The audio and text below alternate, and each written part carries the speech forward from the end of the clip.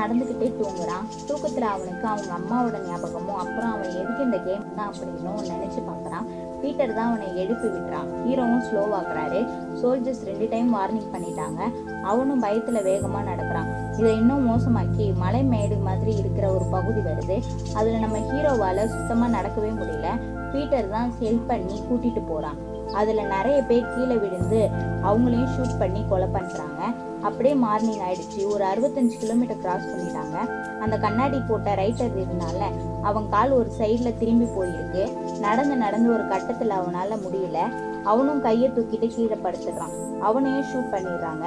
அப்போ அந்த சைக்கோ இன்னொருத்தனும் காலி அப்படின்னு சொல்லிட்டு போயிட்டு இருக்கான். அப்படியே ஒரு 100 கிலோமீட்டர் கிராஸ் பண்ணிட்டாங்க. அந்த மேஜரும் பரவாயில்லையே, நீங்கள்லாம் இவ்வளோ தூரம் கடந்து வந்துட்டீங்க, ஆனால் இது இன்னும் முடியல அப்படின்னு சொல்கிறான்.